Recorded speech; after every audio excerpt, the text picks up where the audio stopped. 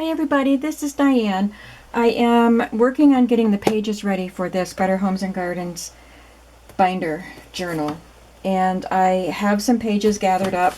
I don't know how many I'm going to put in or what order they're going in, but I've got them gathered and I've got some cut to size. And I'm ready to punch the holes. And I wanted to try this. This is something I picked up on clearance at Michael's. And it's the We Are Memory Keepers planner punch board. And it is for planners. It has on the bottom, it has a guide for what kind of planner you have, how to cut the paper, and I guess where to put the little cutter thingies. So I have mine lined up. I don't want to move them, but this is how I line them up. I have to have holes to fit into my 5-ring binder. So I took one of the cards out of the binder and I lined the holes up with these little pegs here. And there is a slot with a stopper, so you can just slide your paper right in and it will stop where it needs to. Then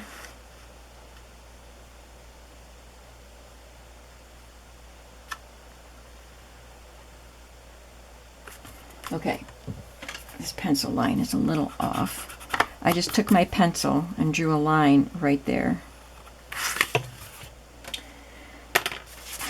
So let's see, let's find a paper that we can use. Let's take this music sheet. So I will put this edge of the paper, make sure it's right side up, put this edge of the paper right up against that pencil line and slide the paper in and punch.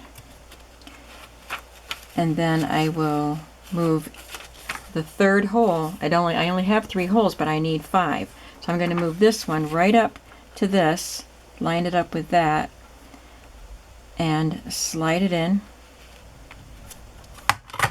and punch again. And now let's make sure that it fits in the binder.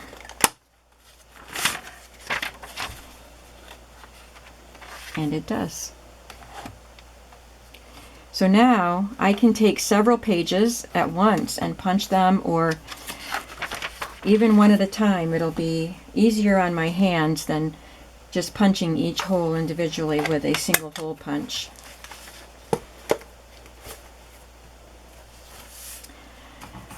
So I don't think I told you how I got those lined up. So, because I did this, I started this video once and had a problem, so I started over. So like I said, I lined it up to match this hole. Like I put the center one in. This is in the center of the board. And I lined this up. And then I put this one where this hole is and this one where this hole is. These come out. I don't want to take it out because it's all lined up right now. I have a little bug flying around in here. So let me continue. I have some divider cards. For these, I'm just sliding, kind of centering it, sliding it in there, and punching. And if I hold it up against my card, I see that the holes line up and I don't need any more holes. So that's good the way it is. And I have these larger cards.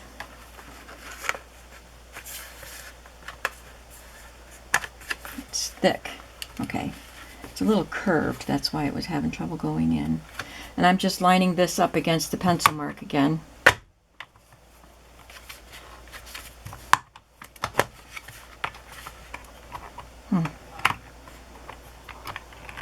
They didn't pop up. Okay, they weren't going to release that. I'm going to line this up with this one. So it's only going to have 4 holes punched in it.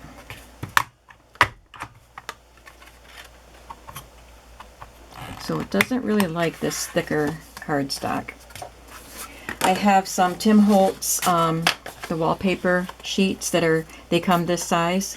It's not real wallpaper, but it is kind of a textured cardstock, lightweight cardstock that has wallpaper patterns on it. So for this, let me see.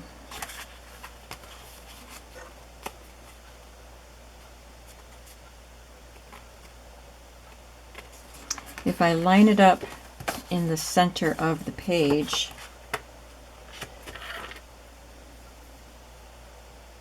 it's 8 inches. So I marked at the 4-inch spot there, and I'm just going to slide the 4-inch mark in there. This is going to require an extra punch. Oh, guess it doesn't like doing double layers either. Slightly off center of that, but let's see if it works. So I'm going to put that middle hole now right here. See, it's off center of the pencil mark, but these are all lined up, so that should be okay.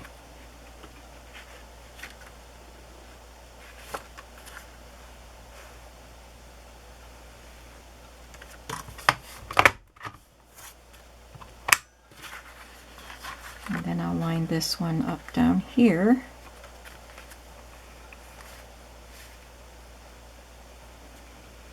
I hope this one's going to work.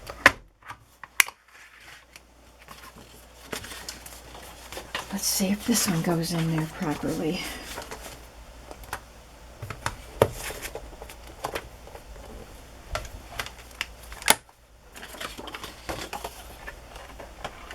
Yes, it does. Okay. On thinner papers like this, you might want to put reinforcements on, although the original papers were just thin paper, so I guess it's your call what you would want to do if you're making one of these books. Let's continue. I have some pretty wrapping paper, and I have 2 sheets here.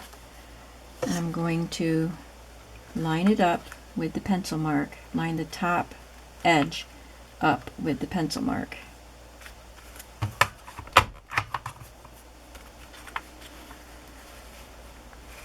And slide it down. This, I think that I didn't measure the height of it. It was already cut to this height, so it's only going to have 4.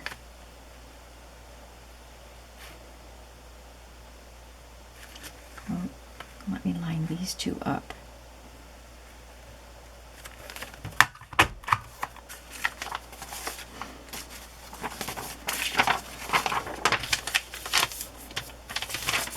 Okay, so I've got some printed cardstock, some music paper. I've got these envelopes that are long, and I like the color of them. I trimmed this part off so that they would be only 6 inches, because that's how big the papers are. And it should be 9.5, yeah, 9.5 high. So again, I will line this up and punch. And then line that up and punch. So I have 2 of those. This one is a leftover digital print. It was a journaling card, but I printed this one large, like a full page. So I'm just going to put it in this journal as a page.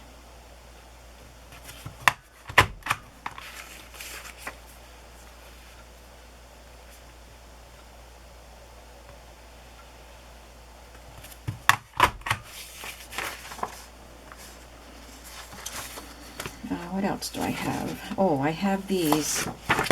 These are the fold-a-note stationery cards, but instead of folding them, these aren't even creased for a fold. You'd have to do that yourself.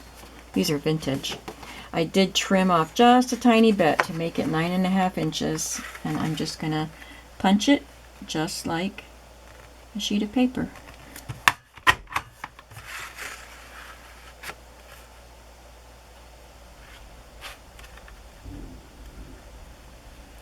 Here's some more thunder. We had a big old thunderstorm today. Now this one, I have to see how this works. This is from a different binder, a 3-ring binder about gardening, and it has the fold-out page, which I would really love to include in this. So I just want to see.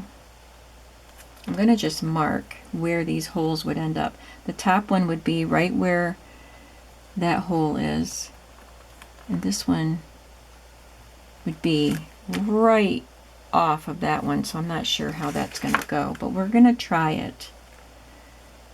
And then this one would be here, and this one would be a little further down. So this one would probably just enlarge this hole, and this one would be a little bit further down from that.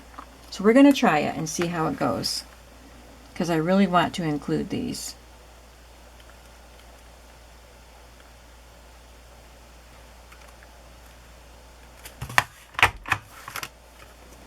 Okay, you can see how it made that hole a little bigger.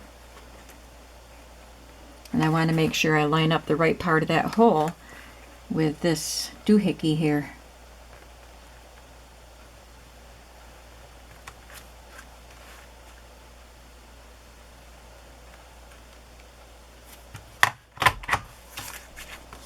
So that's what I did to that hole.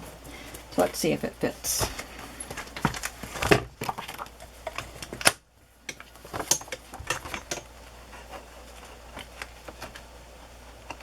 It does.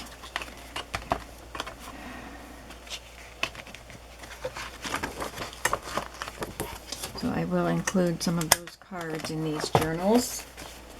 This is from a birthday planner book. It did have pages with pockets that you could put cards in, but it also had these plain pages with lines.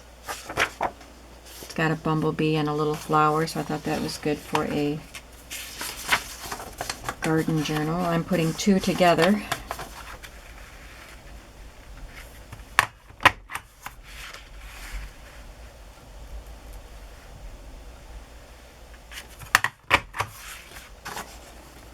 I have another piece of wallpaper here, 2 pieces of wallpaper. Did I do wallpaper yet?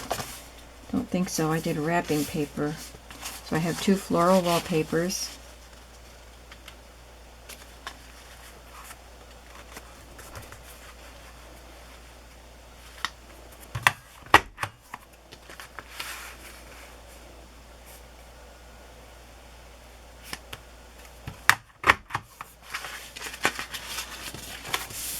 I have another one of these little stationery cards.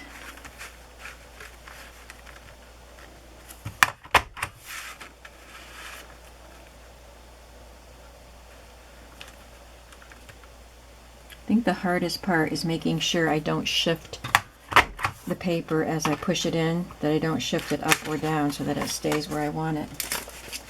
I have this computer printout paper from I don't know what year, but it's got the little holes on the edges that would fit into something on the computer. So how did I have this? Yeah, so these are perforated. I didn't want to make that bound in because it might come loose. You know, the perforations might come off. So I have it perforated parts on the top and the bottom.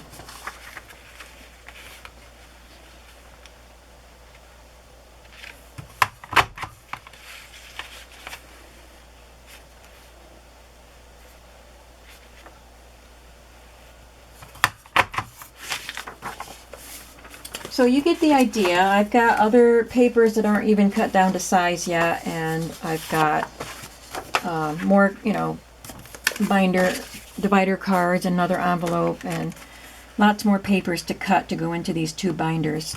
And then I'll, excuse me, then I'll figure out how many pages I can actually use in the journal. Because if I don't use all of these, I have a lot more. I'm sorry. It's bedtime. I have a lot more binders to make journals out of, so I don't mind cutting or punching more pages than I need to.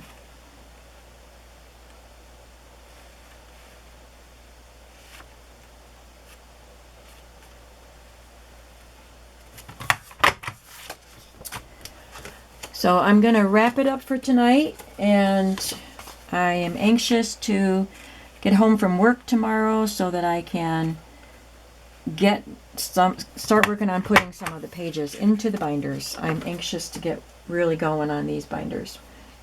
So thanks for watching, and I will see you again. Bye-bye.